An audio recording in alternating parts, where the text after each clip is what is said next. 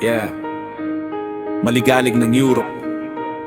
Akala nila madali, pero hindi nila alam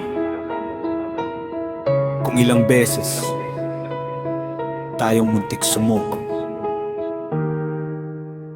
Akala nila madali nang makarating dito, Europa sa paningin parang pangarap na pelikula. Pero bago mo makita ang ganda ng bawat lugar, may puyat, may pagod, may luha sa bawat hakbang. Malayo sa pamilya, tahimik ang gabi. Kahit pagod na ang katawan, kailangan mong bumangon muli. May mga araw na gusto mo nang umuwi, pero naaalala mo kung para kanino ka nandito ngayon. Hindi lahat ng laban nakikita sa camera, hindi lahat ng sakit kailangan ipakita. Ngumingiti sa video kahit pagod na pagod, dahil may pangarap na ayaw nating hayaang matapos. Kaya kung makita mo akong patuloy na lumalaban, huwag mong isipin na wala akong pinagdadaanan. Bawat kilometro, bawat kaping walang tulugan, may dahilan kung bakit hindi ako sumusuko kailanman.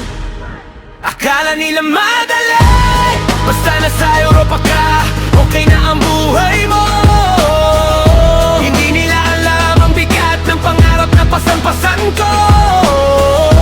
Akala nila madali, pero bawat tagumpay may kapalit na sakripisyo. Kahit gaano man kahirap ang daan, lalaban ako hanggang makamit ang pangarap ko. Highway sa umaga, highway hanggang gabi, bawat kilometro parang kwento ng sarili. May lamig, may ulan, may araw na matindi, pero tuloy ang makina, tuloy din ang buhay namin. May nagsabi, bakit ka nandyan? Ang sarap ng buhay. Kung nalaman nila kung ilang gabi ako natiis at nakita, hindi lahat ng nasa Europe ay mayaman. Marami rito nagsimula rin sa walang-wala. May pangarap para sa anak, may pangarap para sa magulang, may pangarap na sariling bahay at buhay na hindi kailangan magnunutan. O kahit may kumontra, kahit may tumawa, hindi ko kailangan ang approval nila, dahil ang buhay ko, ako ang gagawa.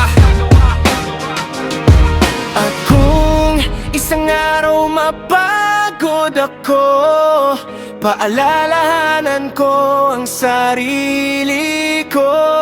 Bakit ako nagsimula? Bakit ako lumayo? At kung sino ang dahilan? Kung bakit kailangan kong magpatuloy?